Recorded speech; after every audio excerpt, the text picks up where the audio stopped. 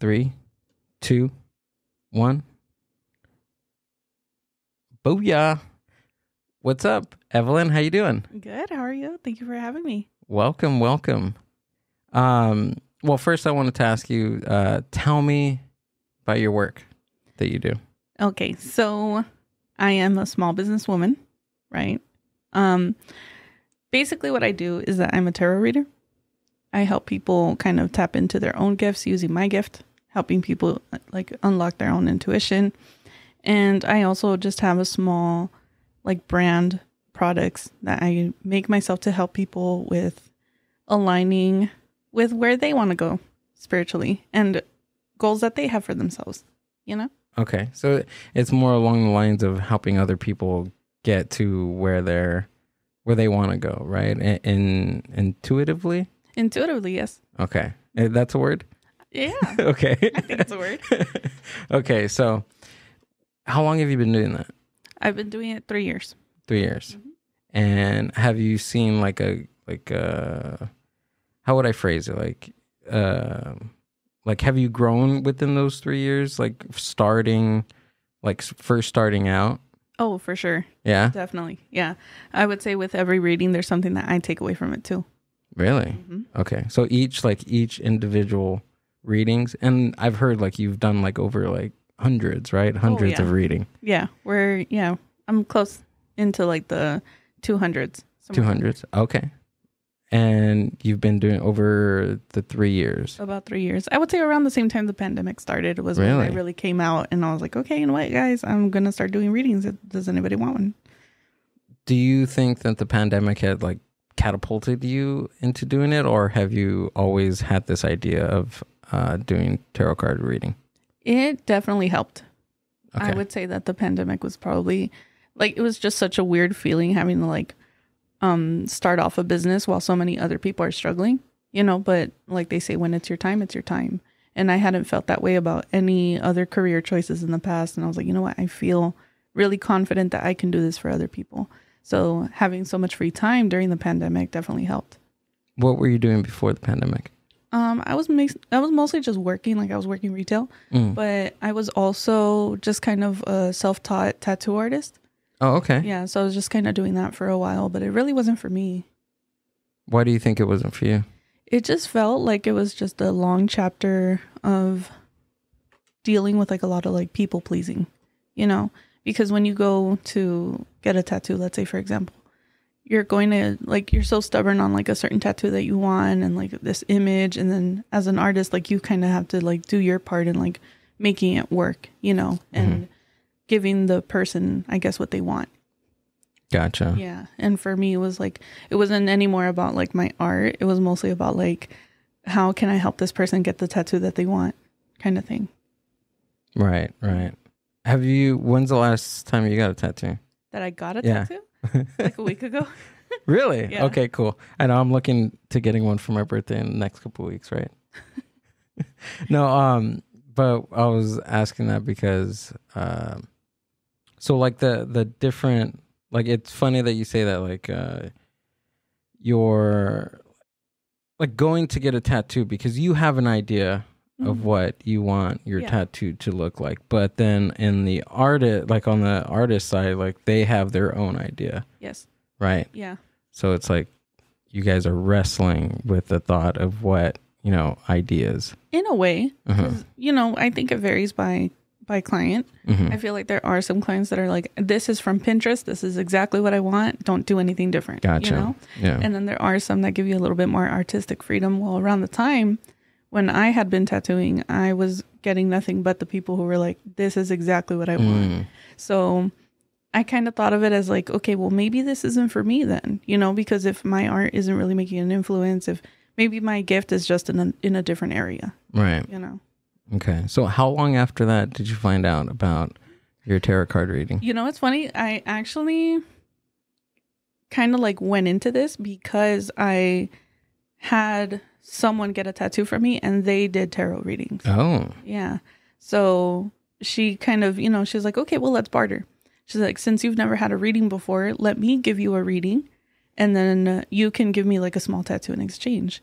And I was just kind of on the fence about it. I was like, am I really getting my money's worth? Like, I don't know. You know, I was a skeptic at the time. I was like, okay. I've never had a reading personally. I've had other people tell me about their experiences, but I never had one. So I said, okay, let's do it. She gave me the reading. And in the cards, it said, you should do this. You should go into like start doing readings. And I just kind of sat about it. And I was just like, is that really for me? I don't know.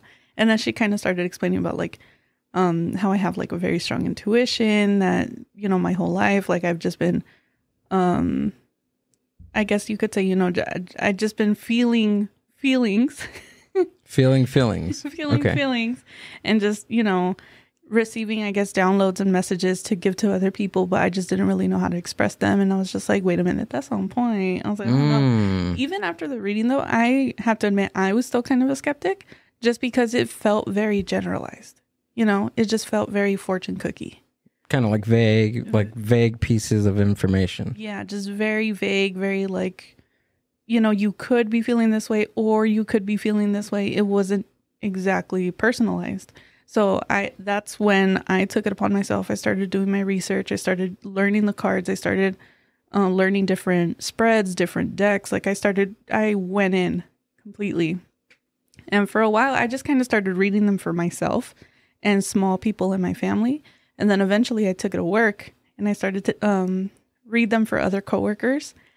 And it was just so crazy. It was all in like this tiny break room. It was like the size of like a closet. And I'm just there doing my cards while we have like a bunch of orders coming through. And I was like, yeah, girl, you're going to leave this job. Like, it was great. But yeah, those coworkers, like they gave me like a lot of positive, like, reassurance and feedback, and they're like, you should do this. Like, so the signs started adding up where I was like, okay, that reading said I should do it. It really has my interest, and now I'm helping other people. Because then those coworkers, they would come back and they would tell me everything that you said in the reading happened. I was like, what? I didn't know. So after that, I was just like, all right, well, I guess, you know, let's continue and let's see where this goes. Gotcha. So how long ago was that? Like 3 years, going on 4. Wow. Yeah. So you've been doing it for a while. Yeah. Did you ever feel like when you were younger, like did you feel anything, or it's just one day, like kind of 3 years ago, you woke up and you said, this is what I'm going to do? Or has it trickled, you know, before, like in your life? Is there anything that maybe now that you recall that you think about and you're like, oh man, that was different, and at the time you didn't? Yeah, I mean, at the time, like growing up, like my parents have always been into everything taboo, everything paranormal, everything like brujeria and all those different things. But it was just never for us, you know. They kept it between the parents. They never involved us with anything. I remember feeling, you know, other people's emotions in a way where if someone had like a really bad day before they even said anything, like I felt a certain way, and certain presences in the house, a lot of paranormal experiences. But I thought it was just like once in a while. It wasn't something that was like gonna be a part of me forever, you know? It was just kind of like, oh, well, coincidence, I saw a ghost. Yeah, you know? just a passing experience when you were younger. Yeah. Right? For sure. And as far as like everything here, you know, with like tarot cards, crystals, like everything has been in my life already. But I just never took the time to see it for what it was, and it was like signs that this is where my life is headed, you know? Yeah. No, I totally get that. So for one, tarot cards are that's one piece of the puzzle. So what are some of the other instruments, I guess you want to, I mean, I don't know what they're called, but like crystals, tarot cards, what are the other instruments that you use to do what you do in your work? I use a different set of cards called oracle cards. So I always kind of let people know that the difference between the two. So tarot is more for fortune telling, right? Okay. So that's like, hey, I have a job interview next week. I want to know how it goes. And then you would use the tarot deck for that. Oracle cards are more for just general guidance of like, what is it that I need to know right now because something feels off. So that would be, you know, using your own intuition, tapping in and seeing what the cards have to say. And those are usually a lot more positive messages, a lot more softly guided. And these are the oracle cards, right? Yes. Softly guided and more... like, I guess, a little bit more motivational. A little bit more of like a gentle push. Gotcha. You know? Tarot's the one that kind of smacks you with the truth, and it's just like, this is what you need to hear. This is what you've been hiding, kind of thing, you know? So I would use those different types of cards. And aside from that, I also use tea leaves. Okay. Yeah. So like, let's say, for example, you wanted to get your tea leaves read. I would do this little ceremony. You would drink your cup of tea, and then I would be able to like do some fortune telling based on the leaves that stayed in the cup. Oh, okay. Yeah. So, and the person actually drinks the tea? Yeah, you drink the tea. And the leaves too? It's like loose leaf, so you kind of have to like sift it like with your teeth. Oh, okay. Yeah. I see. And then everything else just kind of stays. So it's the formation of the teas that are made after you drink? Yeah. It's the formation of like the leaves at the bottom of the cup and just kind of, looking at it, and it has its own section of like what each area of the cup means for you and what different things are coming in for you. Dang. Mm-hmm. Okay. Is it like any type of tea, or is it something in particular? I mean, flavor doesn't really matter, but loose leaf. Loose leaf. Yeah. Loose leaf tea. So is it doesn't matter any type of tea, right? Any type. And then aside from that, crystals definitely help.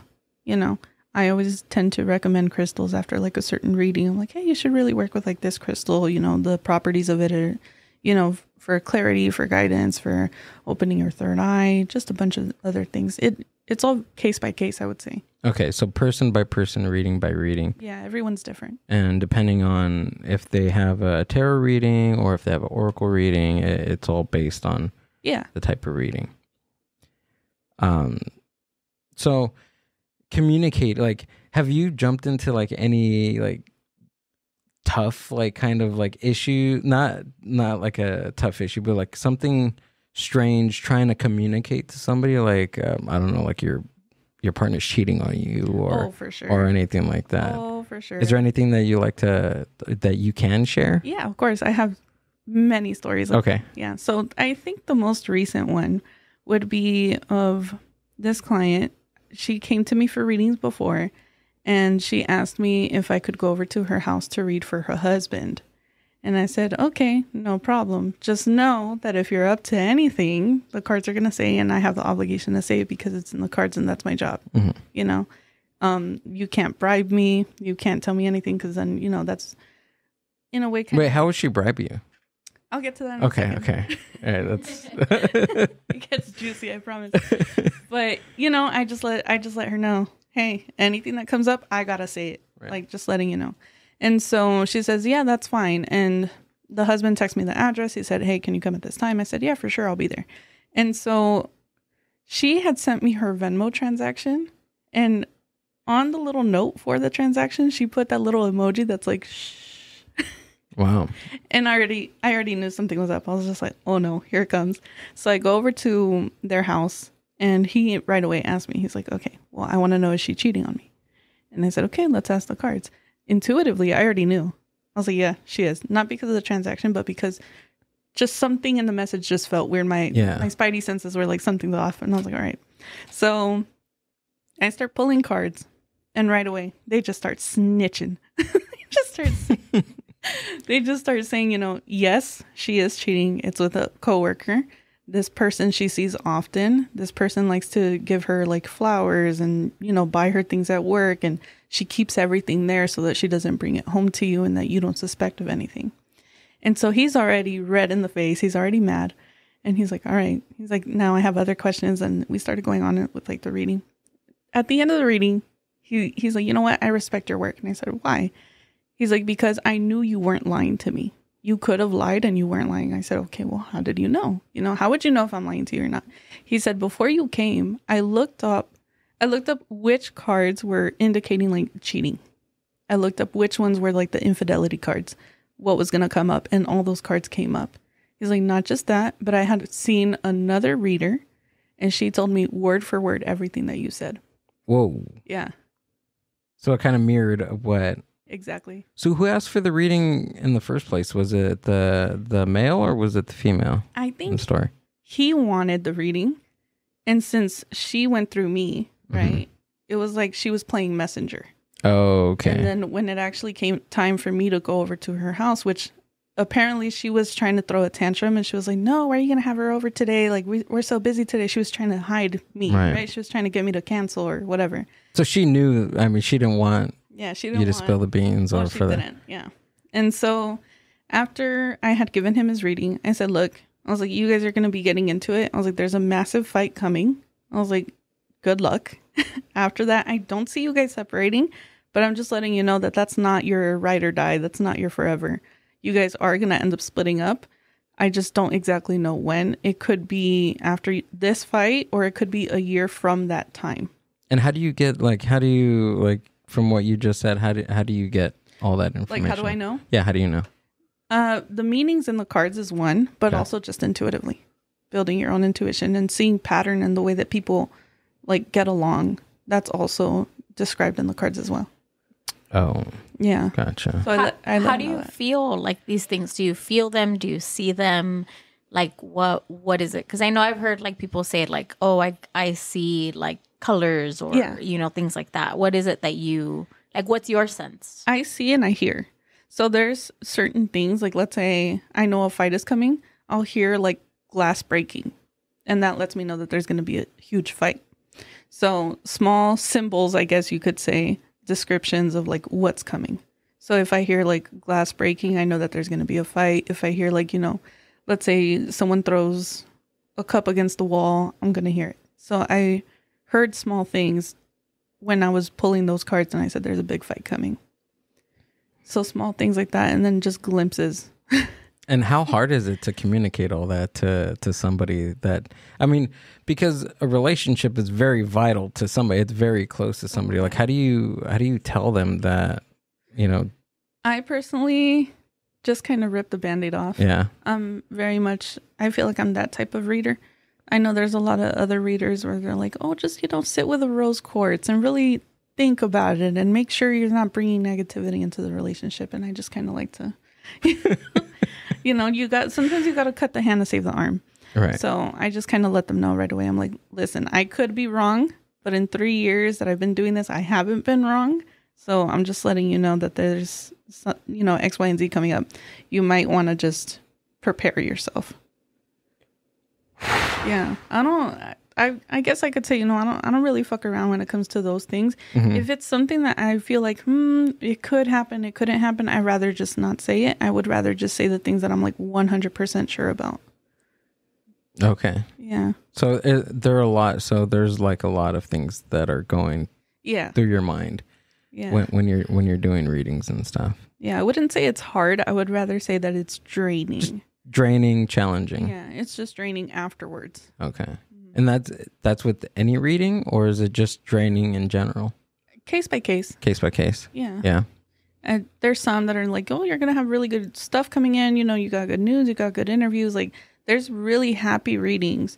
And then there's others that are just very draining of like, people cheating on each other, doing each other wrong, because it's just it's so much negative energy that's just brewing up between them two that you just kind of feel it too. Gotcha. So like in the past years that you've been doing this, would you say that it's like 50-50 of negative readings versus positive readings? Or is it just there's no positive and there's no negative? It's just, they're just readings. I would say most of them are things that they've been putting off for some time, and I would say, I guess you could see it as negative. I don't see it as negative. I see it more as like an eye opener, as news that you needed to hear. Gotcha. Yeah. Because, you could go to anybody. You could go to a psychic down the street and, they'll just tell you all the good things you want to hear. I'm the person that tends to attract the people who have been stuck for a very long time and they need this. They need it. Yeah. Okay. Yeah, they need this rebirth, I guess. Gotcha. Oh, that's a good way to put it. Mm-hmm. Nice rebirth. Yeah. Have you given anybody a rebirth recently? A reading? Yeah. Yeah. Yeah? Yeah. What was the last one? Yesterday. Oh, really? Yeah. Okay. How did that go? It went well. Yeah? Yeah. Was it their first reading? No, I have a few regulars. Oh, okay. Yeah. Most of mine are regulars. They come back and they're like, hey, the last time you gave me a reading, you said, that I was going to get a new job, that I was going to get a new car, just telling me a bunch of wonderful things. And I'm like, okay, thanks for the update. Now let's see what's coming in. Gotcha. Yeah. But I do get skeptics every now and then. Gotcha. And that's when it's interesting because they come in and, they're just puffing their chest and shit. And they're like, nah, you're not going to tell me anything. And then they come out of the reading like, wait a minute, I've never told someone that. Really? How did you get that? I've never told anybody. My family doesn't even know about that. I'm like, you're not hiding it well, bud. And you're reading their cards and just their overall like their cards, their energy, energy. Like, what's here? Mm. Yeah. But it's always interesting, like flipping a skeptic, I would call it. Like they start off with like not believing anything. And they're like, oh, it's probably very vague, very generic, like, copy and paste for everybody. And then I love when I see them come back. That's the greatest feeling for me, is like turning someone who thought this was all bullshit. And now they come back. They're like, everything you said happened. I love it. It's got to be a good feeling, right? It is.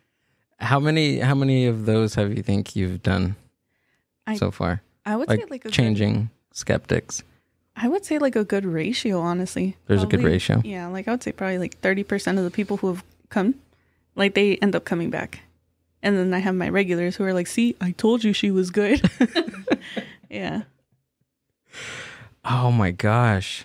Yeah, I've never gotten a reading. Well, I did one. I think I did one on the podcast, but that was like virtual. Mm-hmm. I mean, and that's another thing too. Like another question, like, does it work virtually? Like, or is it just person to person reading their energy? Like, how does that work? I prefer them 100% in person, mm-hmm. but most of them I do have to do like virtually because of distance. Right. And you still get the point across. Like you still get the energy that's, transferred there. When I do my readings, I know every reader is different, but when I do mine, I ask for a full name and a full birthday. And then that just kind of helps me pick up like where you are, where you're coming from, and what you're doing and where you're going to go. Besides yourself, mm-hmm. is there anybody else in your family that does this type of work? No. Nobody else. Have you researched anything like past like ancestors or generation by generation? I haven't done research because I just don't know that much of my family. My family isn't really willing to share. Like they're not really willing to talk about like their grandparents or anything like that. So if I knew more, that would be great. I've been wanting to possibly get that information through a reading mm-hmm. and see if that's possible. See if any names come in, and help my parents as well. If they don't know anything, then I would like to help them too, Yeah, that makes sense. So, like, you do readings, right? Mm-hmm. What would it be called? Like, you just go to like another reader to get a reading, or is there like some type of like hierarchy that you would, go through or anything like that? I think it depends on the reader, but as far as for me, I have 3 readers that I go to. That you go to. Yeah, that I go to. And these are my elders. These are people who, they've seen the world and a half, like these aren't people like some little girl on TikTok, like I go to people who have years and years of experience doing this. And those 3 people I trust with my life. And besides them, I don't really have anybody else that I go to, even for curiosity or anything like mm-hmm. that. I just have my 3 and that's it. Gotcha. So you just go to them and nobody else. Yeah. I think it's almost like, when you find a good tattoo artist, you just continue to go to them. Right. Do you think that anybody could do this? Is it something that's learned, or is it just something that somebody can just pick up? It's interesting that you bring that up because I've, when I first started, I saw the way that the girl who gave me that reading, while a lot of things were accurate, she was also very vague. So I feel like, people can learn the cards. They can learn the meanings of the cards. Mm-hmm. They can learn, what one card means next to another. But to actually use your own intuition and, plug all that in, I don't think a lot of people can do that. Gotcha. So there has to be like an extra, something in there to read. Yeah. No, I get that. It takes just by like the art of a conversation and knowing how to pick up certain cues and social cues and just the way by the person sitting down and just the way they move their hands and stuff like that. So I get it. So it's something learned by experience. By experience, and then also just having that gift. Gotcha. And that gift, I would say, is like your intuition and how well you can pick up on someone else's energy, like you said, mannerisms and all those mm-hmm. things.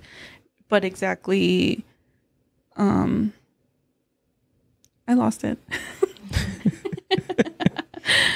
So I have a question. Yes. So you give, right? And you give so much to people, and you give them the gift of you doing your tarot cards and giving them the future or the truth or anything like that. Mm-hmm. How do you kind of do for yourself, like self-care? Like, how do you not absorb or take, when it's something like you said, like it's draining, like something like bad energy? How do you, or is it just something that you've learned to live with on a daily? Like, is it something that's just always with you? Like you're laying in bed and you're just thinking about it? Or are you able to turn it off? And if you do, how do you care for yourself? Well, I wish I was able to turn it off, but I think with time, you learn to master discipline with yourself of, I need to mind my business here.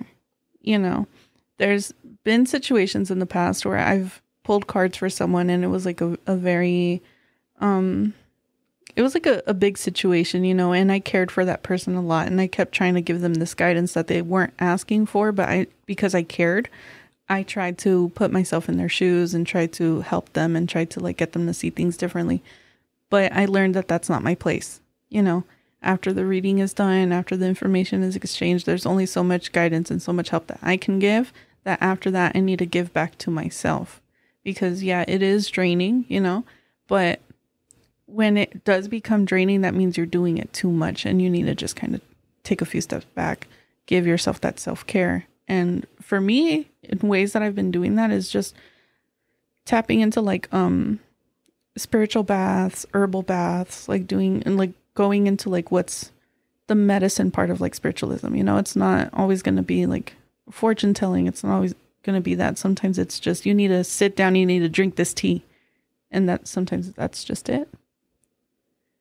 Are there any, okay, so do you meditate? Do you do any type of, physical yoga, anything like that?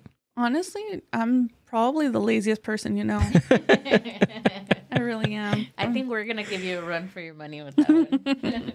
Yeah. I would say with meditation, meditation isn't always, sitting crisscross applesauce, with like a sound bowl in the back or something, right? Yeah. Sometimes meditation can be going for a very long drive and just kind of clearing your head Absolutely. out. So for me, it would be that. I would say just going for like a very long drive and be like, hey, I'm not available today. I'm just going to take off. Okay. Yeah. I'm interested in knowing if you've partaken any CBD or marijuana or any psychedelics. CBD, yes, but everything else, no. THC, you don't smoke weed? I don't smoke, no. No? Mm-mm. Do you feel if you did smoke, you would, it would be like, not, I don't want to say crazy, but it would be like your senses will be heightened, like your gift will be that has happened. Altered just a little bit. That has happened. Like I've smoked before. I would say around this time last year, I was smoking a lot of weed, and I would just go to bed and I would get the spins. Okay.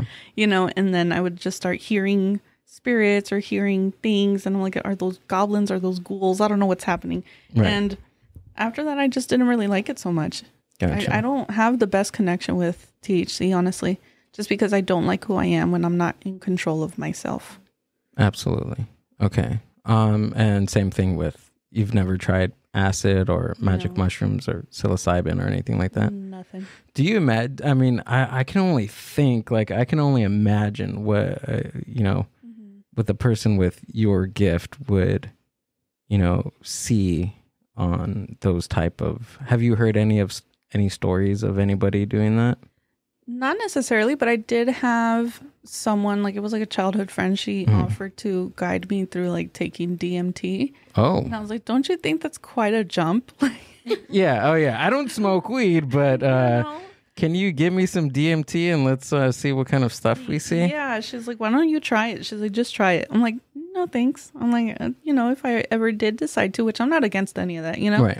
But it's just not for me right now. Okay. I see that.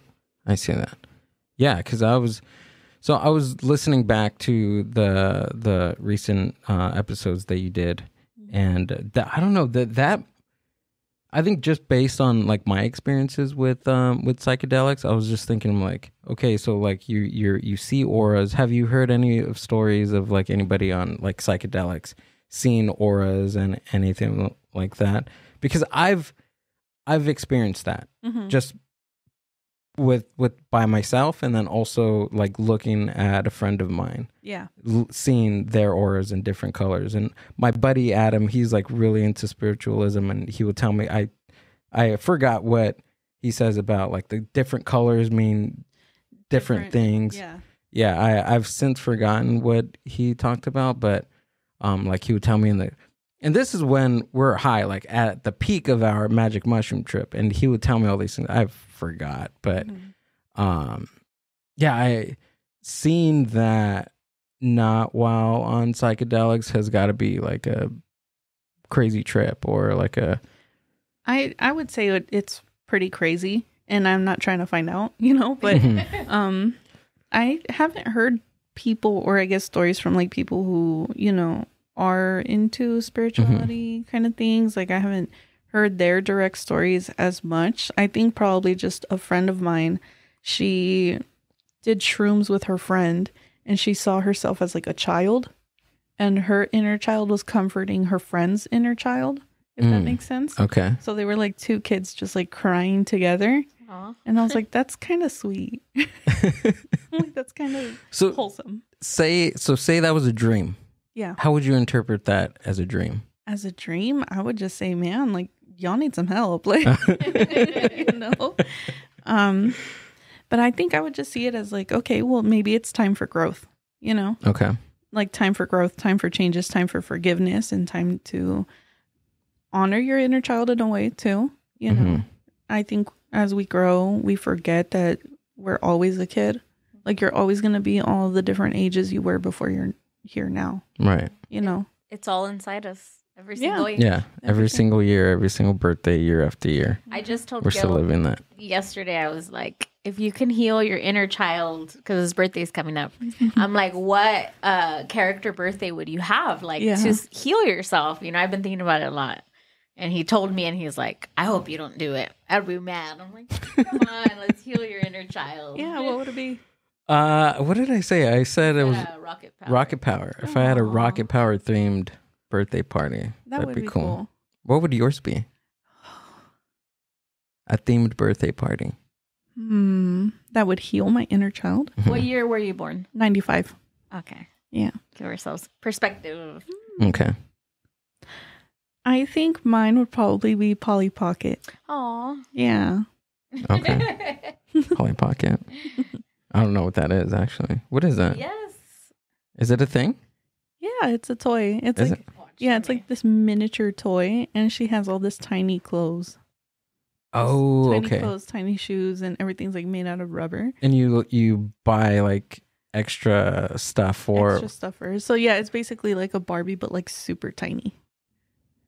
Oh, okay. Yeah, that made 2018. It's still around too. Oh yeah, I see that.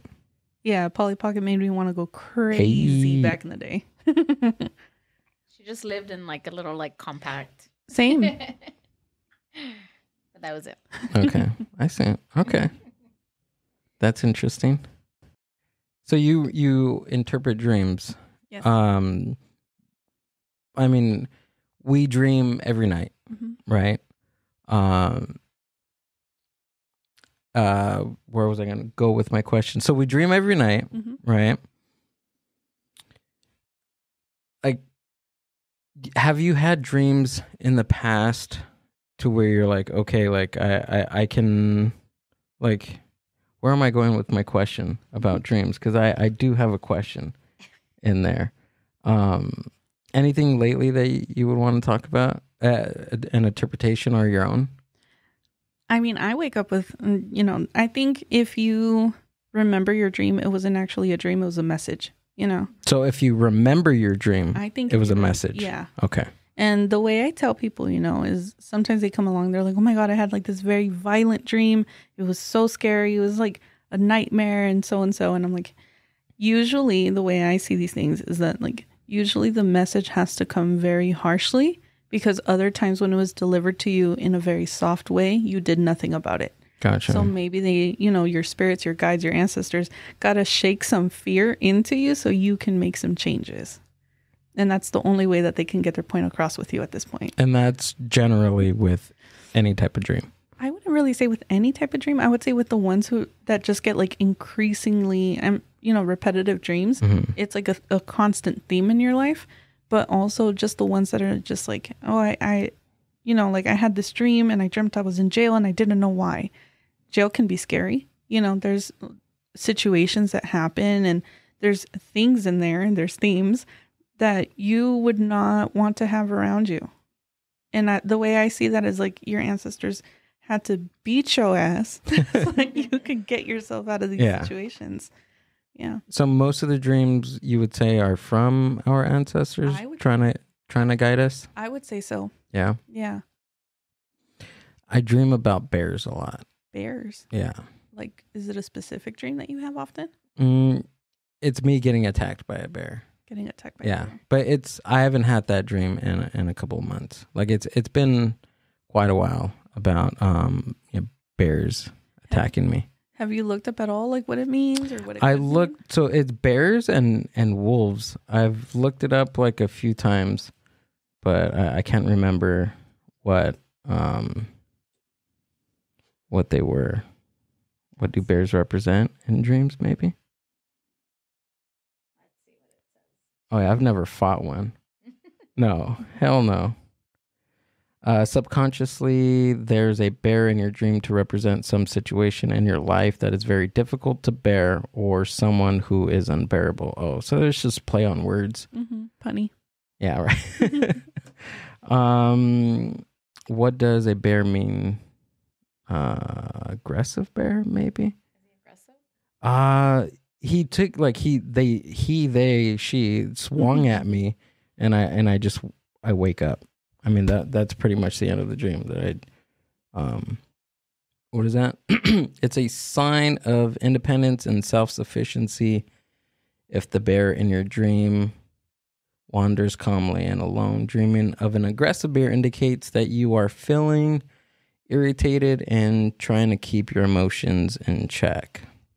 I mean that could be something. Look up wolves too, like a wolf attack. So how accurate would you say? Obviously, right, we're Googling things. But how accurate would you say, like, kind of doing this? Like, okay, I wake up from a dream and I'm in a panic and I'm like, what does the bear mean? Is it good to Google things? I mean, do you think that some are coming from, like, good sources? Or how do we know who to trust and who's genuine? I mean, I look them up every now and then too. Yeah. You know, sometimes they stump me and I'm just like, well, what did that mean? But the way that I interpret dreams isn't just through like symbolism, you know, because I have books, I have references that I go into, but I use my cards with that as well.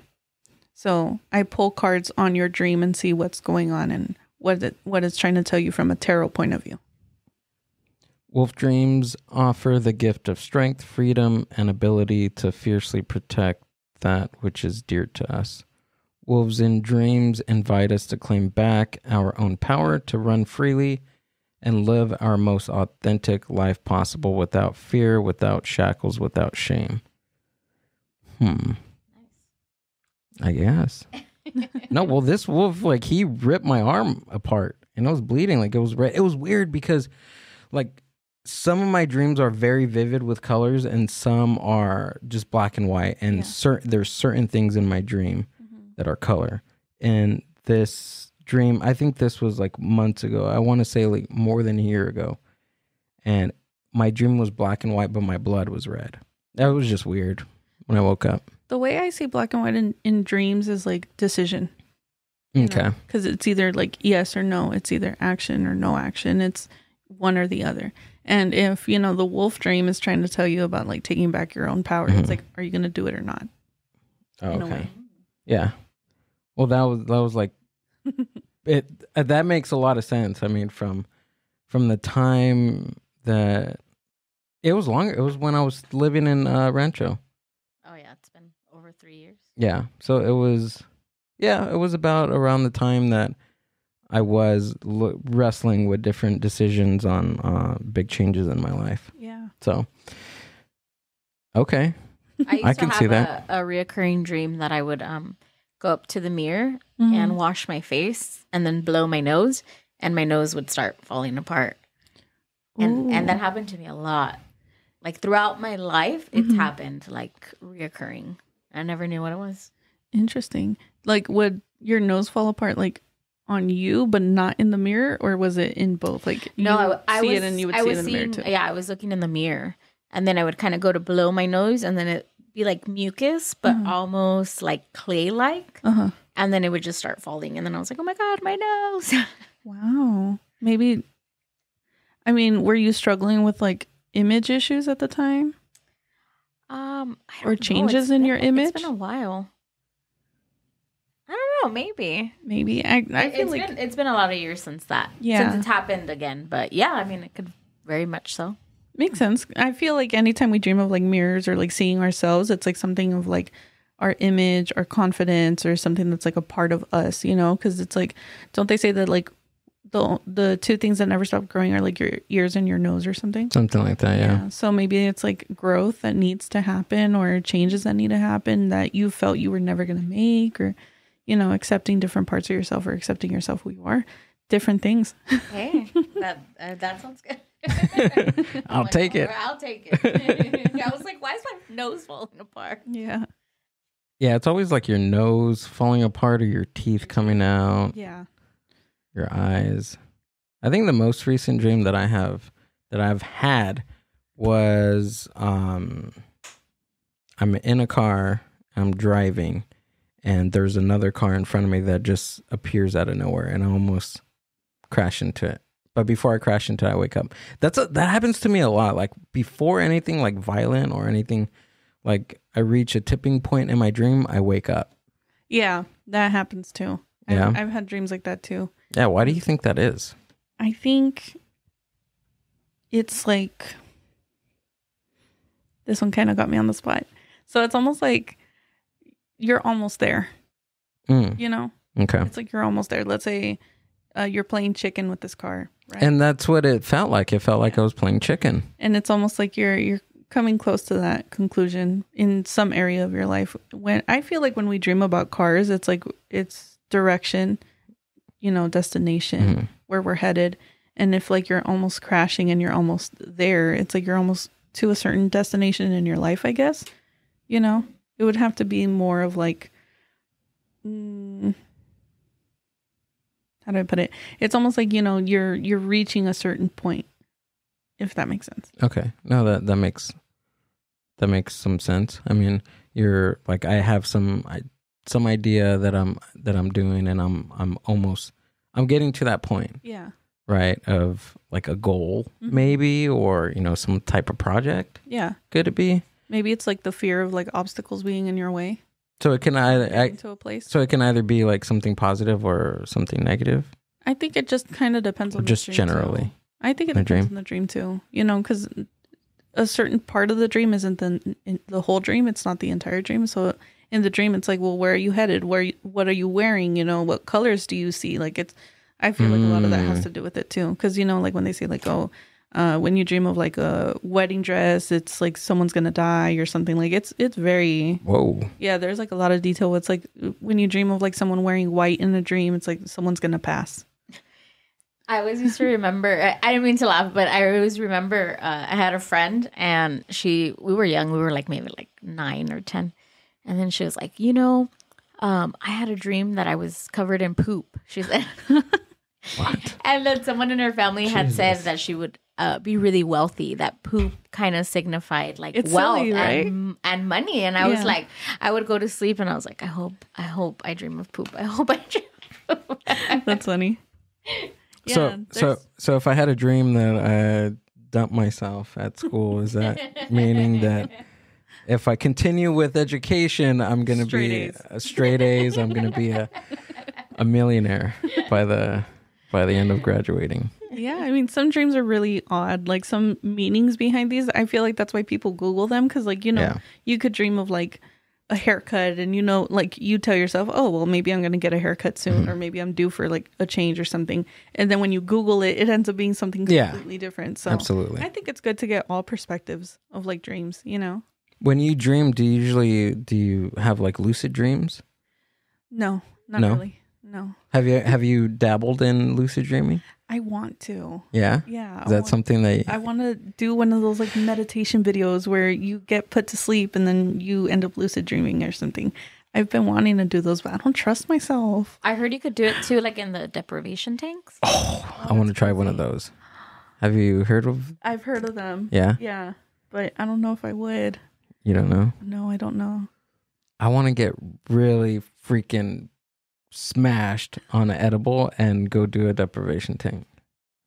You should. That's what I want to do. I want to. It's up there in my goals this summer to do. But you definitely should. I should, huh? I should. Maybe that's my dreams. What my dream is telling me to do. Should get in my car, right? For your birthday? Take an edible. Go out there and do. Oh, there we go. Oh, look at how cool those are. Do they have any? You're out in OC, right? Yes. I'm pretty sure that they have some over there. Oh, for sure. I know there's this one in Venice Beach that they have them. Damn, that's cool. Sensory deprivation tank near me. What would we put? Like benefits? Yeah. There we go. Float. What is it? 5 healthy benefits to float: stress management, pain relief, meditation aid, altered states of consciousness, visualization techniques. Oh, yeah. You would try that? I mean, I guess. Yeah? Yeah. Just to say that you've... Just to say that I tried it. Okay. So I also heard that you do like median stuff, right? Yes, but I haven't done it in a while. Just because I had a very bad experience with a client and it was just too much. Do you want me to share? Their reaction? Yeah, okay, can you? Yeah, sure. Yeah. So one of my clients, she wanted me to reach out to her dead husband and she wanted to see if he had anything to say. And I did. I have my own ritual, my own little, just my stuff, my routine. And so I did that and the spirit was very angry. And I just kind of let her know certain details. I said, hey, like he's not really willing to talk. Like I don't want to push it because, then things can happen. I don't want to continue pushing the spirit. Just let me know really quick, what is it that you want to know? And there were certain things. And I guess there was like a trigger word in there and it really pissed the spirit off. And it just didn't leave me alone for a few days. Like nightmares. I felt like I was being dragged out of my bed. Like there was like tapping on the walls. There was just all kinds of crazy stuff. So I had to go through like a series of like going to my elders and getting cleansings and doing that kind of thing to like basically put the spirit back to rest, because the spirit was like very triggered with like a certain word or like a certain phrase. And it just felt to the point where it needed to come and bother me, not even bother her because she's the one who asked for him, but to bother me. So after that, I shut it down. I said, I'm not doing mediumship for a while. Why do you think that? Why would he bother you? Was it because you disturbed? I think anything. I think because he could reach me and he couldn't really reach her.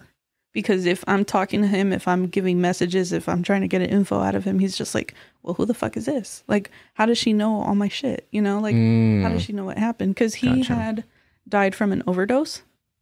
And it was like, he was like, there was rumored that like he was trying to kill himself. And it was rumored like just a bunch of stuff. And the way that he died, it was very shameful. Like they found his body in a certain way. And it was just very, touchy. And the questions that she wanted to know were related to that. And when I had said, hey, you know what, I'm not really comfortable doing this. And like, she just kept insisting, kept pushing. And so when I did try to get those messages across, he took it out on me because he was just like, you asked anyway, Yeah. So after that, I was like, you know what, I'm shutting this down. I'm not doing it for a while. Before that experience, I mean, were there other readings that were, I mean, close to that, or have they all been pretty Everyone okay else was so experience? peaceful. Oh my gosh, everyone else was so peaceful. Everyone else was like, you know, your grandpa loves you. Like, he loves that dog you just got. Like, he wants you to name it this. Like, it was just beautiful. Like, so many people were like getting closure. They were getting like wonderful experiences. But it was up until that one that I was just like, I don't think I'm ready for this, or I don't want to continue with this until I fully know what's happening and what's going on. Gotcha. What did your elders say? They were like, don't do that shit. They're like, just don't. Just drop it. They're like, just drop it for now. Yeah. You know, continue coming back, and then in time, we will let you know when you're ready to do that again. They're like, because we know you got it. We know, you can do this, but you just need you need a little bit more protection right now. Give us time. Gotcha. And by protection, like what type of protection? It was more of, connecting with my own ancestors, building a relationship with them, having them guide me, having them protect me, having them help me. Because back then I didn't really know anything of, setting up my altar for them and having that communication with them. It was mostly just like, hey, I feel like this person wants to talk to you and they're giving you this type of message. And everyone was like well received, but it was just that one spirit that just kind of knocked me over. And I was just like, I'm not doing this for a while. Yeah. And then my clients still ask for it. They're like, I want to talk to so-and-so. Like, when do you think you're going to be able to do mediumship again? And I'm like, it's just not happening right now. Damn. Yeah. It was crazy though.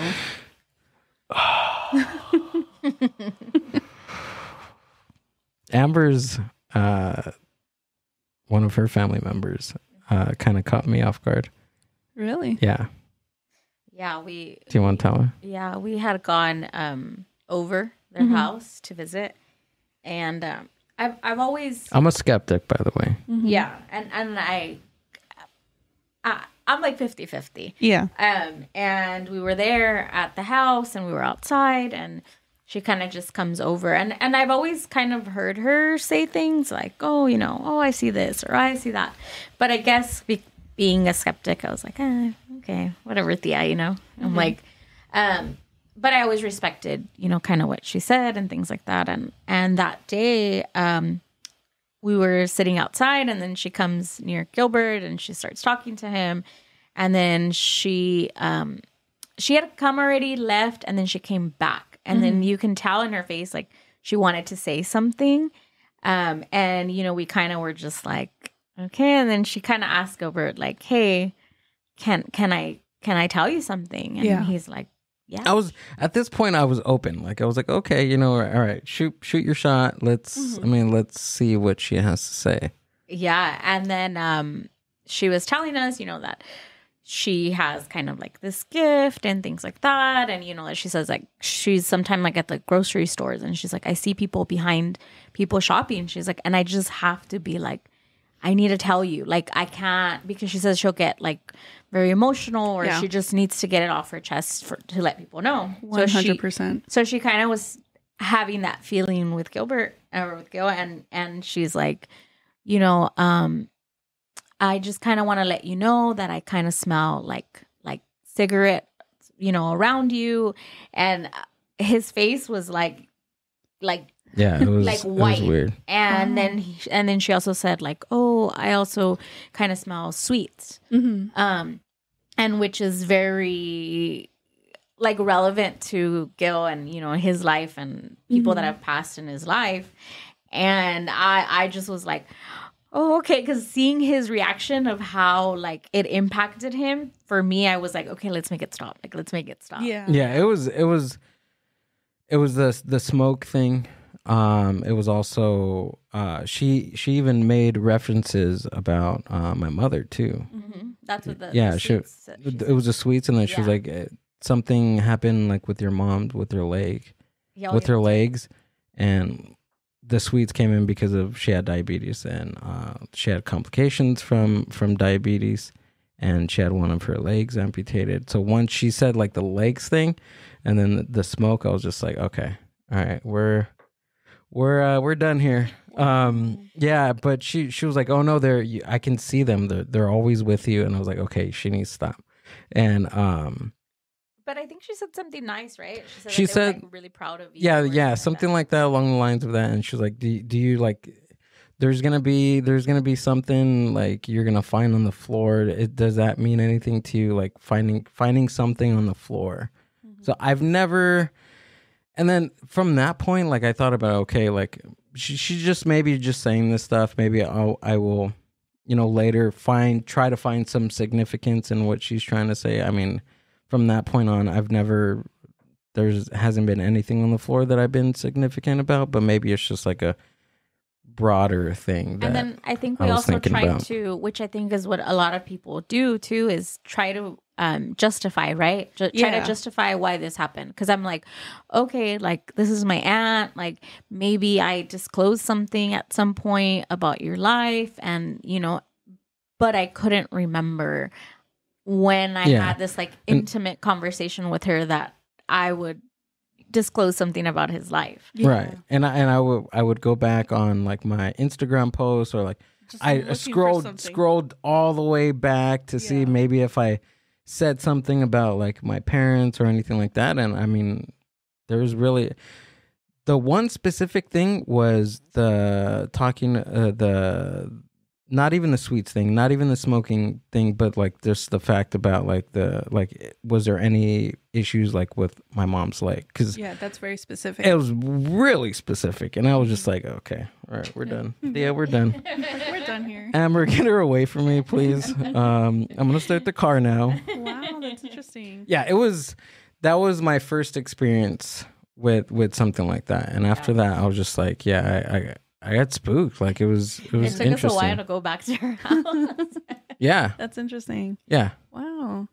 Yeah, it was strange. I felt just like and Amber got it right. Like I immediately got flushed because I was just like, I wasn't expecting that. I wasn't expecting something so exclusive, so specific that it really It really got me. When you do get those moments, when people do walk up to you, you're just kind of like, but why me? Why me of all people here? Like, why would you have something to say to me? Like, I had an experience similar to that. It wouldn't really be someone coming in and giving me a message from someone who's passed, but I was at a Barnes & Noble not that long ago, right?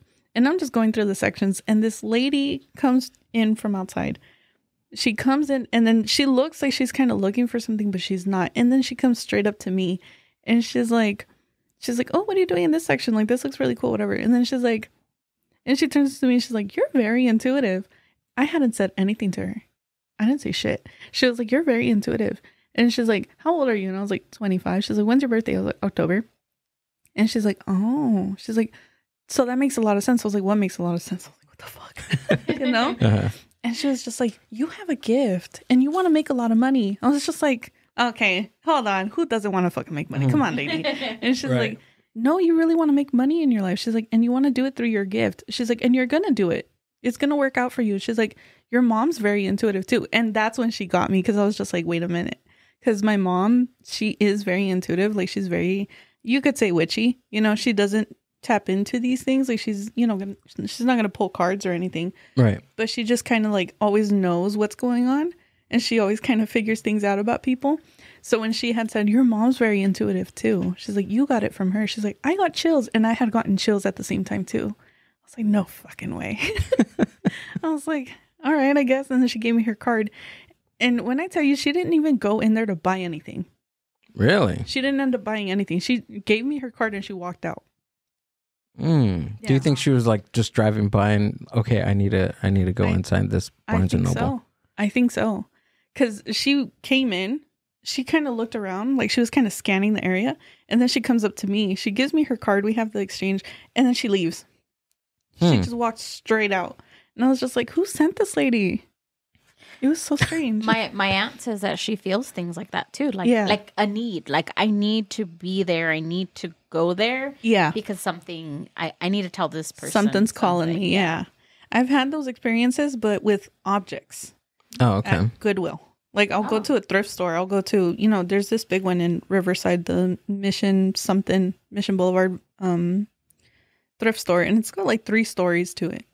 There's certain areas in that store where like, I feel like I want to pass out because like, there's so much energy there and everything has a story, You know, everything comes from somewhere, and like I'll start getting glimpses, and I'll start getting like, you know, sensations of like this happened with this, you know, like it'll be like a painting or something. I'll be like, someone died in front of that.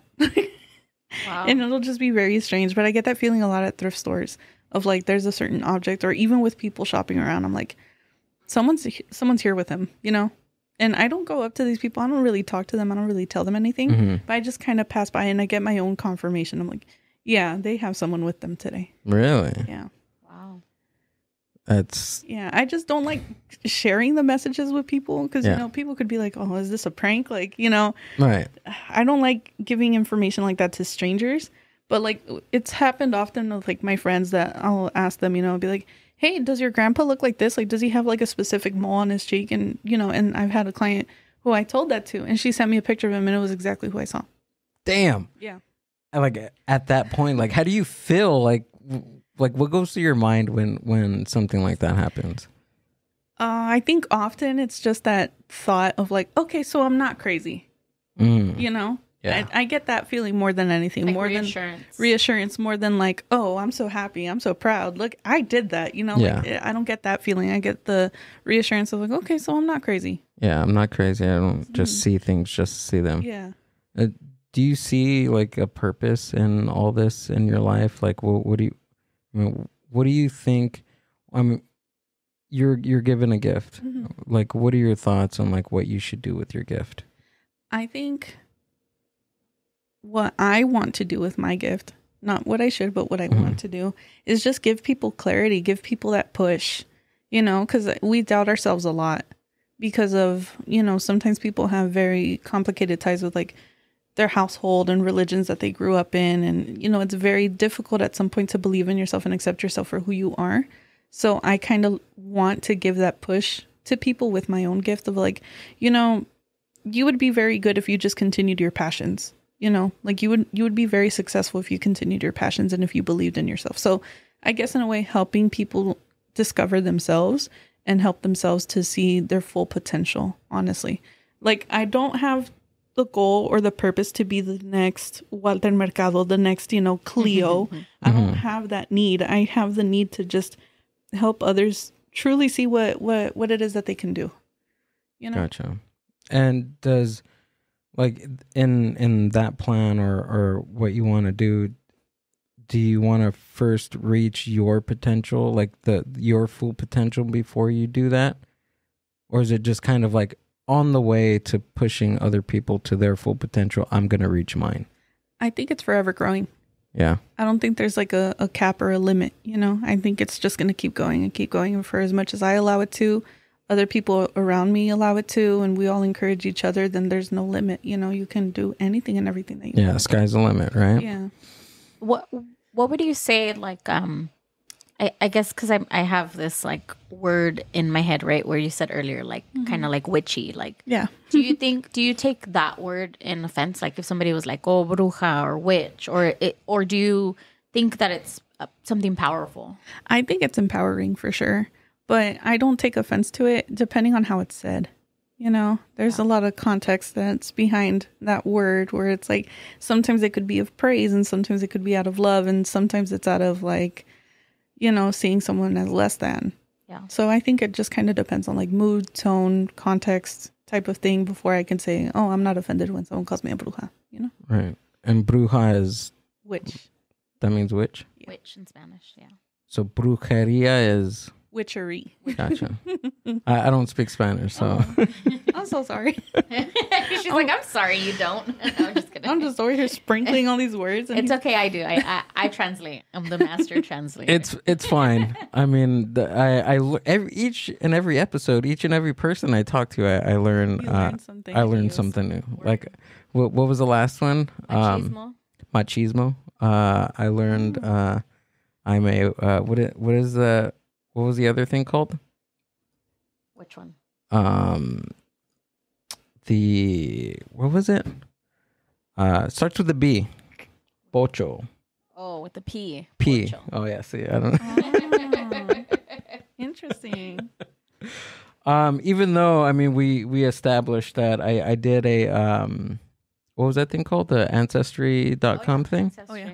Yeah, and turns out I'm like 80% Indigenous Mexican. indigenous Mexican. 80 freaking percent. That's a lot. That's a lot, isn't it? It's a lot, yeah. That's like your parents, like directly your parents, right? Yeah, but I not even like my parents are like they're like first generation.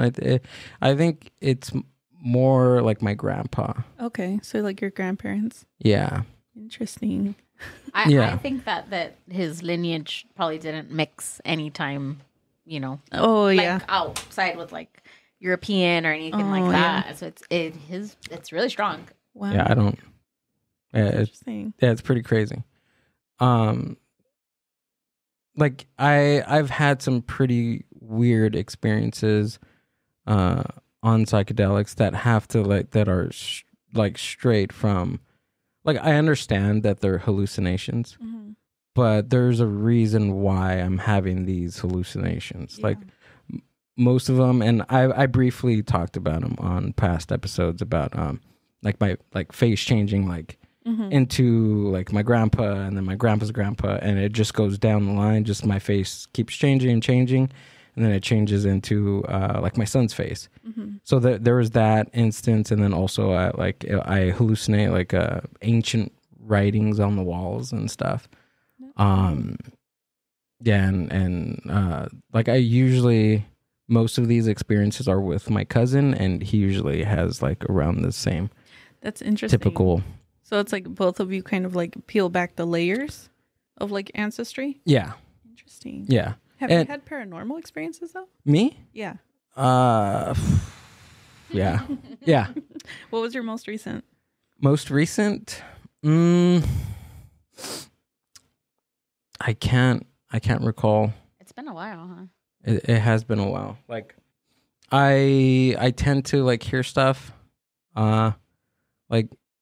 see, like, and then again, like me trying to be a skeptic, like I experience these certain things, and I'm like, okay, like there's a reason why these things are happening. Like, most recent, I can't remember, and like nothing jumps up, but like from a very young age, I've always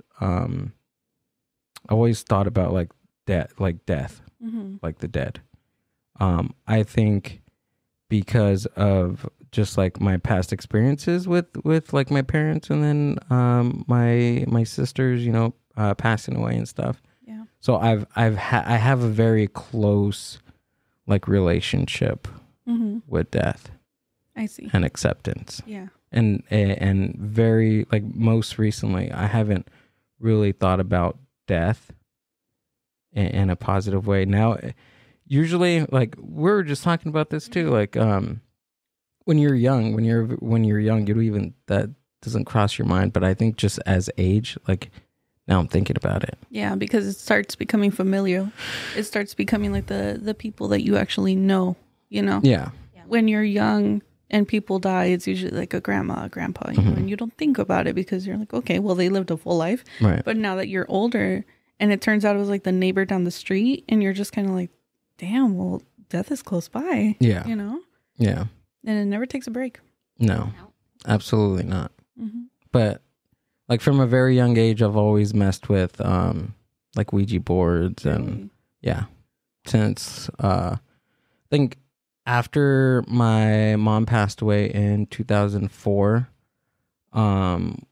we messed around with it, and they would say like whoever was on the board or whatever, they would ask for my mom, and I didn't feel comfortable asking because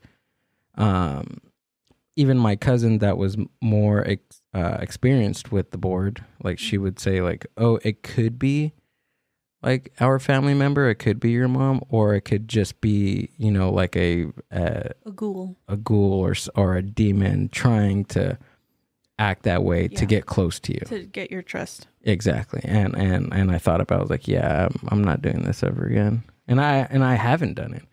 But before that experience, we would go into cemeteries, and do them, and I would always feel them. Like I always would get touched, like them like rubbing like my back, or was it like a cold touch?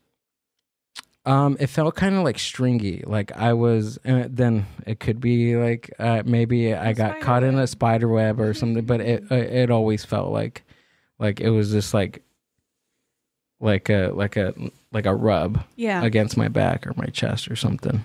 Interesting.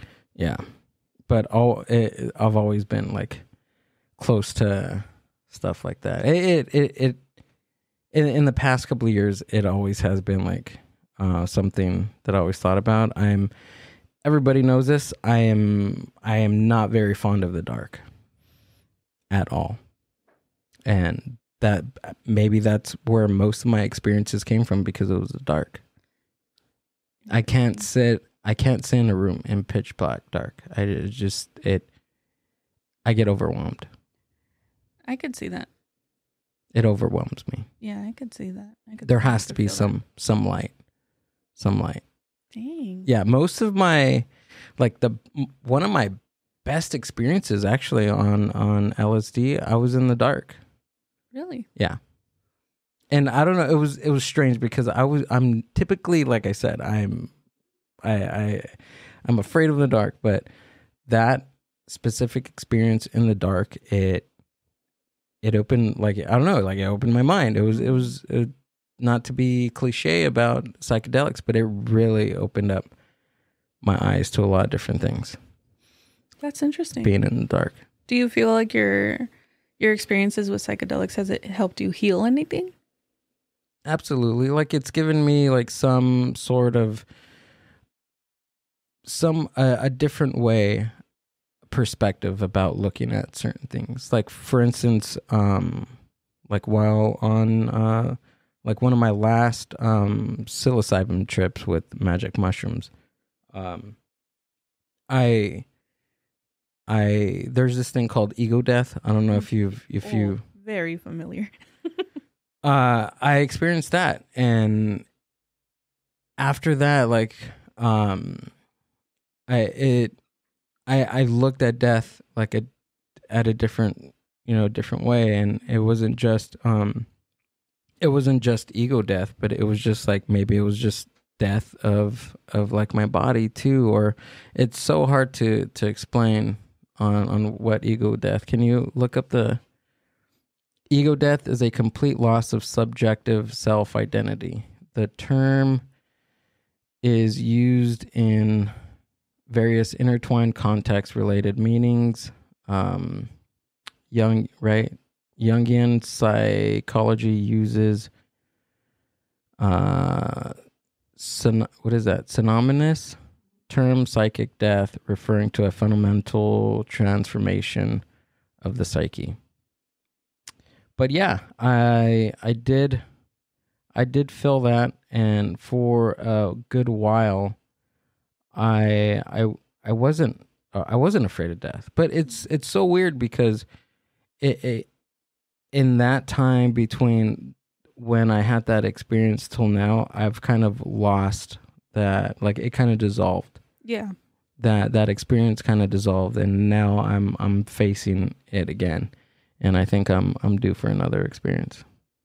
I mean, I don't know, but yeah, I mean, through that experience with psychedelics, it gives me different perspective on just certain situations, on what I'm feeling at that moment, what I'm currently feeling, with work, with life, any type of situations. But it does draw. There are some things that I do draw from it, like to interpret it, and so there's a time period after you have a psychedelic experience, and that's I believe your integration period. Mm-hmm. So there's a period called integration, and whatever you experience within your psychedelic trip, you adapt, or you use whatever you learned, or whatever the mushrooms showed you, or whatever the LSD showed you. You use that and you integrate it into your daily life. That makes sense. So it's not like if you see something, that's in your trip, kind of like a dream, right? Like, so, and it's very dreamlike too. That's why I was asking, like, have you ever done anything like that or anything? Because it's really dreamlike, but you're awake. It's like lucid dreaming. Yeah. And for a small period, I wanted to get into lucid dreaming because it felt like a psychedelic trip. Yeah, that's interesting. I mean, no, personally, I haven't done any type of psychedelics, anything like that. And I just haven't. I think partially because I just don't know what's going to happen. It's like the fear of the unknown that's kind of holding me back. I just don't think I would do it now. Gotcha. I think maybe in the future, put some more years on me and, get some more life experiences, and then I'll see if I'm open to it. I'm very interested into seeing or to hearing what type of experience you would have. I mean, I think I'm going to look that up to see if any like medium or anything, because that's crazy. Like, I don't know. I just can't begin to imagine that, because I've seen, family members that have, passed away and having conversations with them. And one of my friends was like, dude, who are you talking to? Like, who? He was like, yeah, I seen you in the kitchen having a conversation. And I was fully having a conversation with my sister. That's interesting. Yeah. It's a lot to unpack. So maybe like psychedelics, maybe it opens like a portal to people that maybe don't have the gifts that you do on a daily basis, and kind of gives like a glimpse. Yeah. Where maybe, I mean, I'm not saying that you're on psychedelics every day, but the feeling and those gifts and those energies is just something that you channel on your own without any aid of anything. Just raw dogging it. Yeah. Raw dogging your third eye. That's all I can think of in that aspect. Dang. No, I could see how it could be that way. I think, for myself, like when I do start kind of communicating with the spirit, I think one of the spirits that comes to me frequently is my grandpa. Like, I'll even just be like in the car, just headed to the store, and I could just feel him just kind of putting words in me, just kind of putting words in my head. And I'm just like, all right, I'll take care of that, and just having that conversation with him. I think the experience that you had in the kitchen where you were talking to someone, I have that, but in here, like it happens to me here where, I'll have my own conversations with him and I'll talk to him out loud, and then I'll just get all my frustrations out. And then after that, I just feel better, So in a way, it's like I do kind of just talk to myself. Okay. And it kind of feels that way. Right. But I know the message is getting across, I see. I see that. I have another question. Yes. So just like, I mean, what you do is amazing, and what like your objective is to help people and to kind of guide them. So just like you, that you're doing things, with intention for people. Are there other people with these types of gifts that their intention is not? Oh, for sure. Good? Yeah, for sure. Like I feel money is a big issue when it comes to these gifts. Like there's readers that like to charge in the hundreds, and I mean, charge what you're worth, right? But I just feel like it's so exclusive and it's so limited, and there's only a certain amount of people that they cater to. And that's when it starts becoming, like, are you really here to help people, or are you only here to help people who can help you, kind of thing, I just feel like money is a big issue when it comes to that. And then there's definitely a lot of scammers, people who, like I said, they're very vague and they go strictly by what's in these guidance book that comes with, like, the tarot decks. Like there's people that go straight by that and they'll end up charging you all this money. And at the end, you end up being more confused than ever. You don't know. There's nothing that you can really take away from the reading that you're like, that makes sense. I'm going to apply that into my everyday life. It's going to help me, and then come back with feedback, So I think that money is like a big line in the sand. So are you like a spiritual life coach? I wouldn't really say that. I would say I'm just a reader. Like, honestly, like, I don't know if maybe I'm just playing myself small, but I just consider myself a reader. Like, there's people who tell me, oh, well, you're just kind of like a healer. I'm like, no. I'm like, that's a different set of responsibilities that I'm not here for. I feel like I'm just here as like a reader to help get the message across, and because, like I said, the message isn't always positive sometimes. And I would rather be the person that you walk away from and you're just like, man, well, I don't want to hear her or whatever, I would rather be that person than the person who comes in and like sugarcoats everything and tells you everything that you want to hear and for a pretty penny. I would rather just give you that cold truth and just serve you, you know, what you need to hear and have that help you later on. Because I've had those, you know, people where I tell them some pretty upsetting things, they'll end up blocking me. You know? Really? Oh, yeah. What? Yeah, they'll end up blocking me, but then they'll come back like 2 months later. They're like, you know what? I was mad at you, but you were right. Really? Oh, yeah. So many times. And I'm just like, good. That lets me know that I'm doing my job right. Yeah. Yeah. What would they get upset about? I think because, you know, there's a lot of accountability that happens and a lot of accountability that's like exposed. You know, like there's people who put themselves in predicaments and people who try to manipulate others and people who try to, you know, play their cards right with certain people. And when that gets called out during a reading, you feel attacked, you know? Absolutely. If you're not ready to deal with the way that you have sabotaged your own opportunities or maybe even relationships around you, then it can feel like an attack. And it's like, well, how are you feeling attacked when I don't know you? Yeah, that's that's like super interesting that you would say that, because that's almost why a lot of people won't do psychedelics. Yeah. Because they don't want to see... They don't want to feel attacked. They don't want to feel attacked because you're basically going inside your mind. Mm-hmm. Like you don't want to see the truth. Your mind is showing you your mind. Yes. Pretty much, or your past experiences. Your mind is pulling up a screenshot saying, this you? Yeah. Basically. Doing a PowerPoint on yourself. Literally.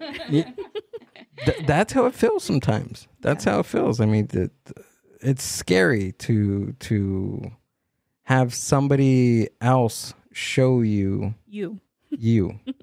Yeah. Let alone taking a substance and waiting an hour for that substance to show you. I've always been curious about like readings and things like that. But I think that like even when I was younger, my fear was always like, what if they tell me I'm gonna die? Like, is that something common? Like, do you ever get that card or like, oh, I got chills just thinking about it. I mean, I see it for other people and like the way it happens around them, but I haven't had a client pass away on me. Not yet. Okay, good. Knock on wood. Like, knock on wood. Yeah, but I have seen it where like, hey, you know, your dog's kind of sick and you need to take care of that. You know, you need to get that situated. And then they don't. And then a month later, dog dies, you know? So I feel like it has a lot to do with like the cards that are around the situation. Like there's some that are just like impending doom. This is the end. Like this is what's going to happen. And then there's others, you know, cards that kind of help in with the situation. Be like, well, if you were to start taking care of yourself a lot more, or if you were to start, you know, taking care of your dogs a lot more, it wouldn't happen, you know, and I let them know that. And anytime in my readings, I always say, you know, I could be wrong. Things can change. Like, I don't want someone to come in and get a reading and be like, this is exactly what's going to happen. And that's it. Things can change. If you change, you know, your mindset and you change the way that you do things, then your, you know, energy changes and moves and things can happen differently. So it's pretty fluid. It's not like it's not like a very set in stone type of thing. I never like to consider it in that way, because then that lets people know that they're not capable of change. You know? I like that. I like that a lot. So you can change the course of maybe the outcome of the reading. I feel you can, you know, because I mean, it's also happened where, let's say I'm giving someone an in-person reading and they're very nervous. That'll take up a lot of the space in the cards that I'm using, you know? So it's always good to like come in with like a good open mind, feel, you know, kind of relaxed, feeling like you're trusting the person who's in front of you. Have you ever turned anyone down or like said, no, I don't want to do the reading? No, not yet. Not yet. Not yet. Not yet, but I'm pretty sure someone's on the way. What would be like the reason or is just your sense? I think it would be someone who's like very pushy, you know, because there's only so much I can give you. And if you just want to keep asking the same question over and over, or if you just want to go deeper into something that has no depth, then what exactly am I going to do? You know, like let's say, for example, a girl wants to know if she's going to end up being in a relationship with this guy, and the cards say no. And she continues to ask, well, why not? Well, what if we do this? Or what if we do that? It's like, it's saying no because maybe that's not in your highest good.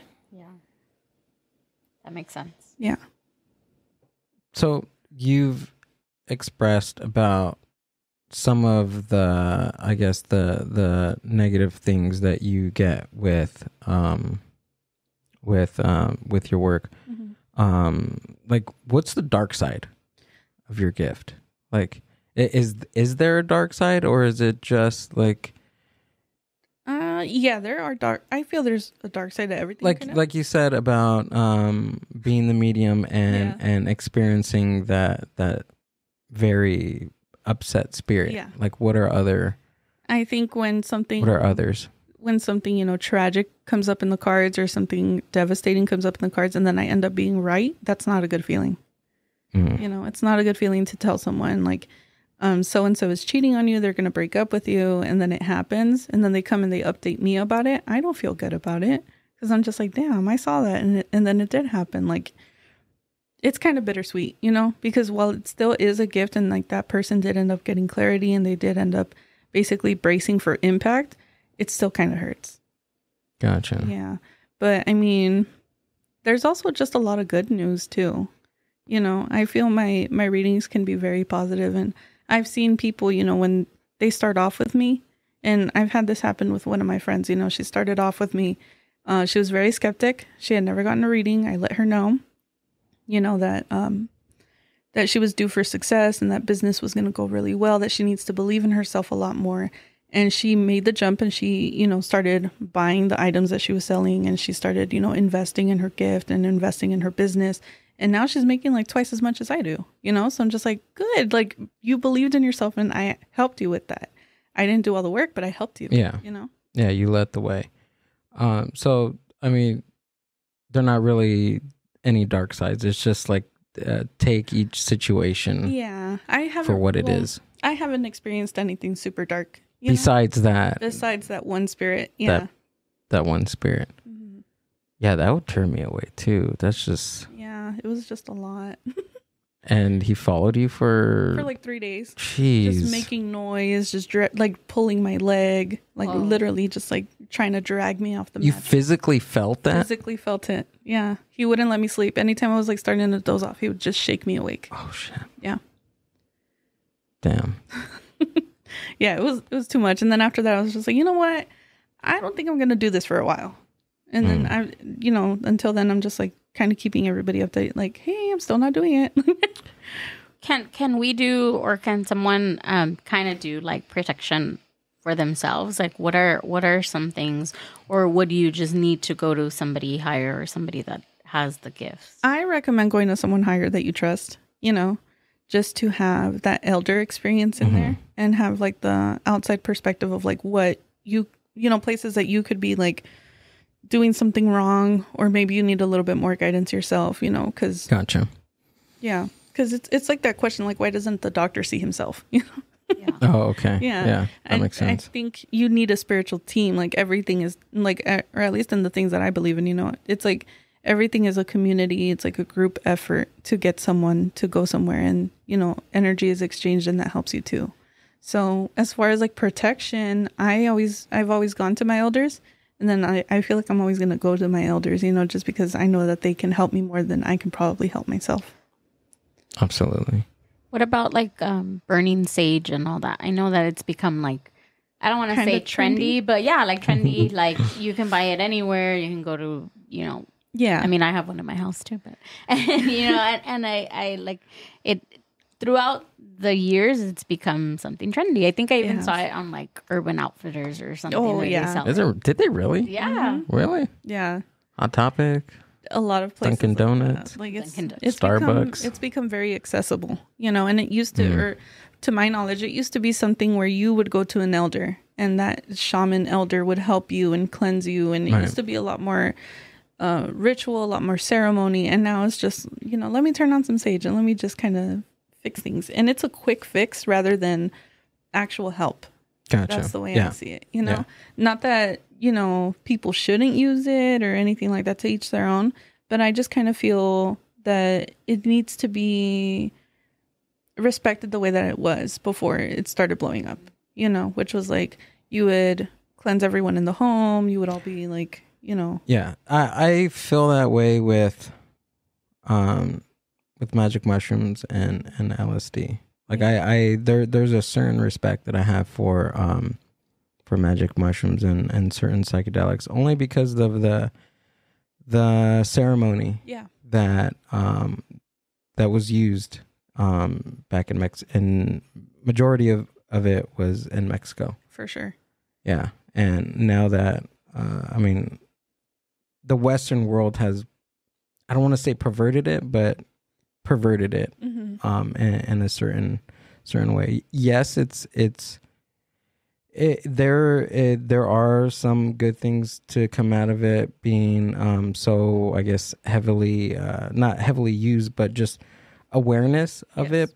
But then again, there's some along the lines of it becoming awareness of it. There is some perversion that has happened with ceremonial psychedelics. I feel the same way with like spiritual tools in general. Like you go on TikTok right now and you'll scroll like 3 videos in and you'll see, little Miss Claire on her bed, 13 years old, in the middle of Wisconsin, pulling cards on, just speaking to you on your situation when it's not like that.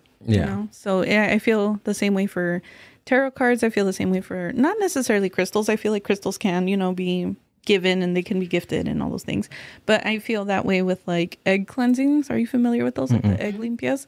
Well, it's like a ceremony. It's a ritual where you take an egg, you rub your body, and you cleanse yourself of negative energy, negative thoughts, entities, just anything that's on you.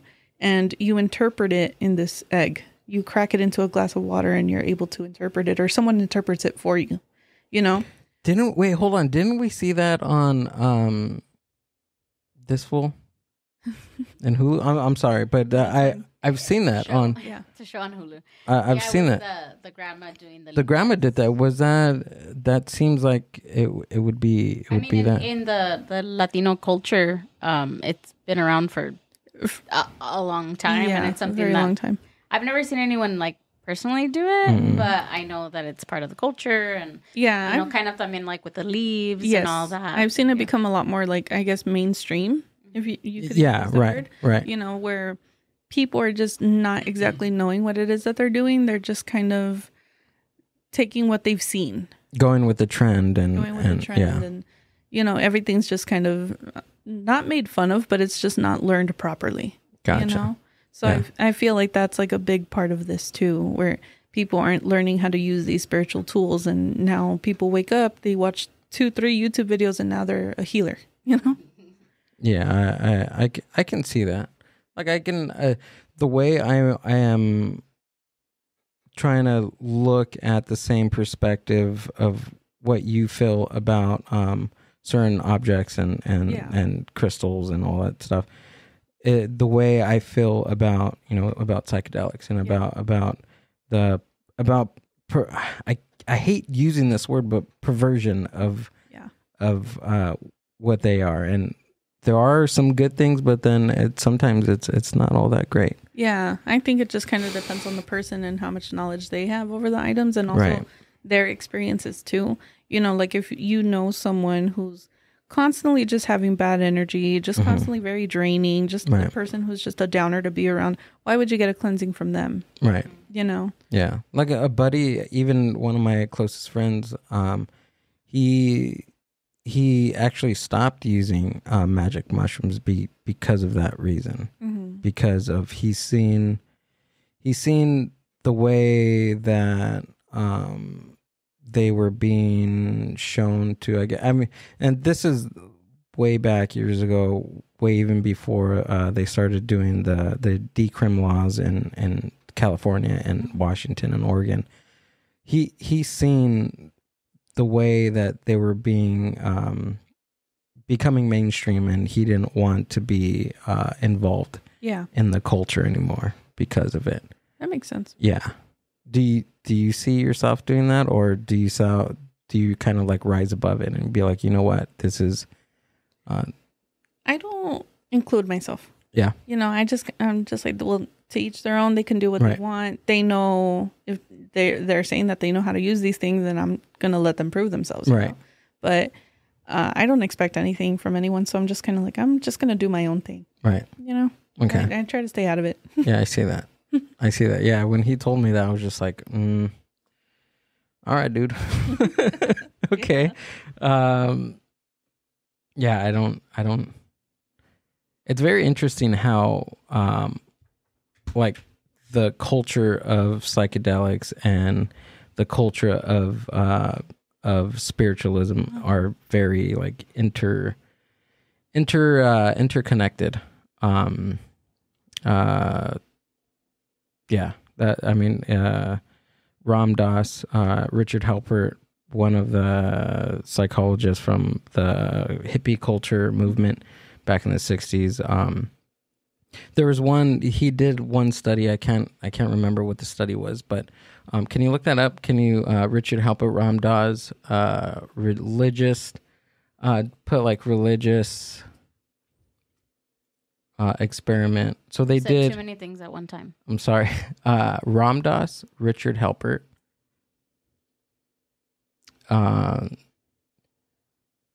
So they did an experiment for in two settings. Mm-hmm. One of the experiment was with psilocybin in a kind of like a hospital setting, and then they did it in a big, huge church setting, and they wanted to see if spiritualism. Look up do Ram Dass magic mushroom, or just put magic mushroom. I don't know, Ram Dass magic mushroom.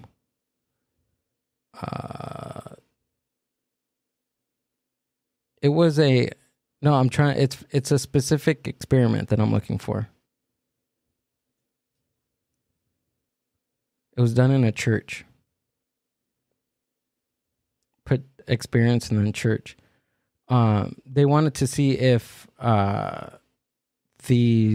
magic mushrooms had like there's certain, if there was a certain setting that will bring upon a certain type of experience. Mm-hmm. So they did it in a church, and they found that it was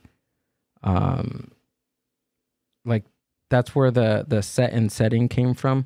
So basically what they found was that if you do psychedelics in a certain type of situation, you'll bring upon like a certain experience, and that's where they found. Is it that one?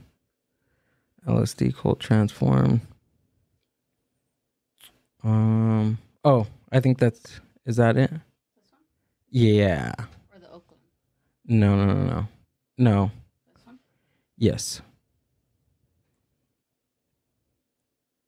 Yeah, that's it. So the Marsh Chapel experiment, also called the Good Friday experiment, was a 1962 experiment conducted on Good Friday at Boston University's Marsh Chapel. A graduate student in theology at Harvard Divinity School designed the experiment under the supervision of Timothy Leary and Richard Halpert and the Harvard Psilocybin Project. Pankey's experiment investigated whether psilocybin, the active principle in psilocybin mushrooms, would act as a reliable entheogen in religiously predisposed subjects.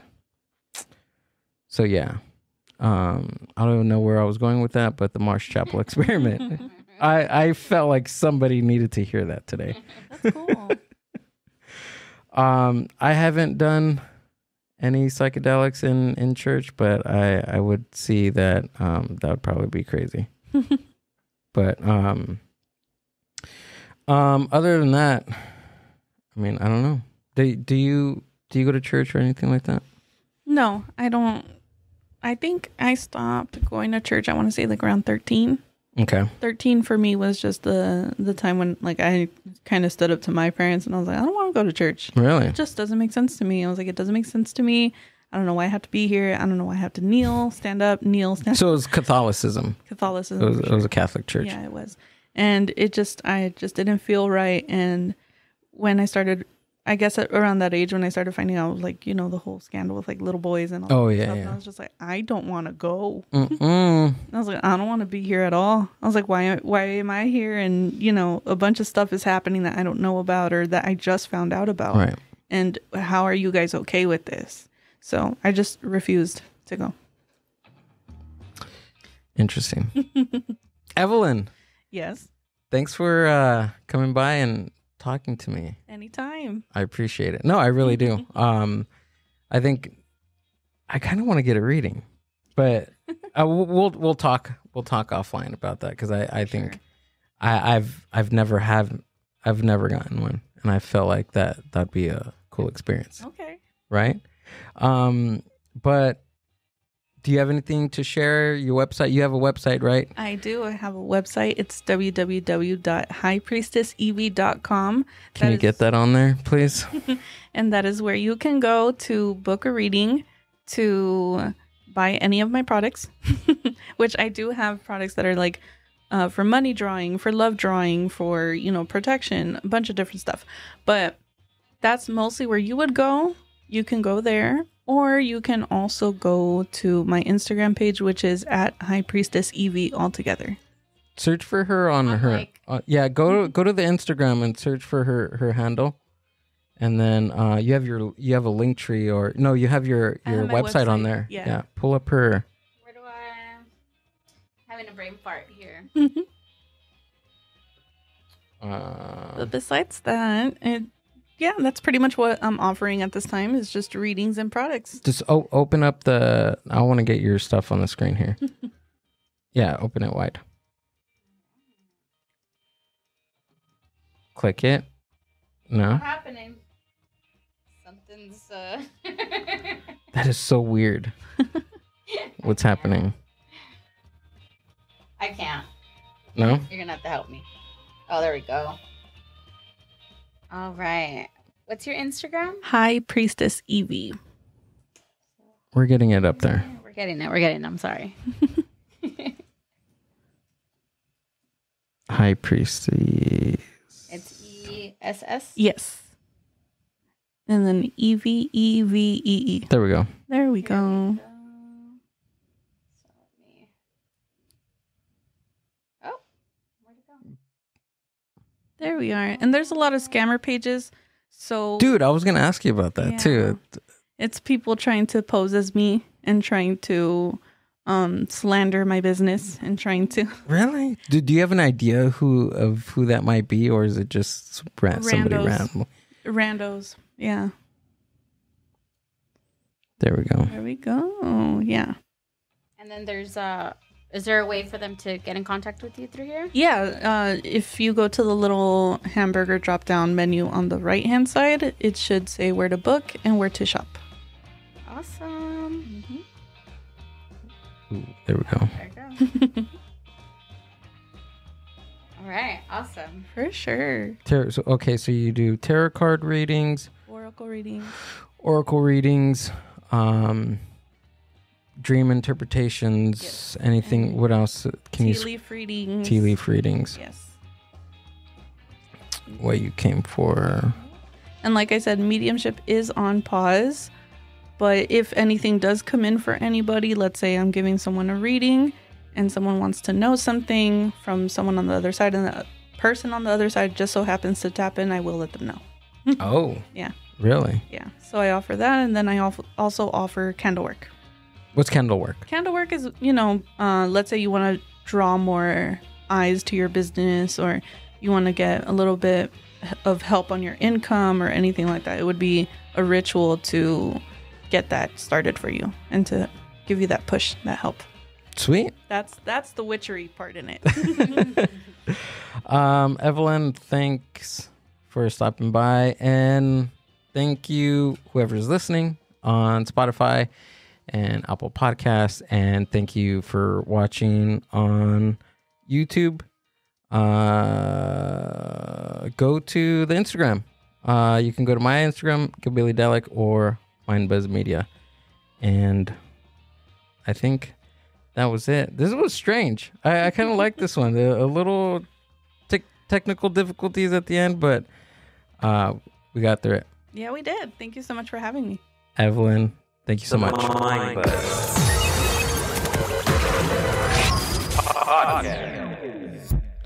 Boom! It's got in here. Get that on.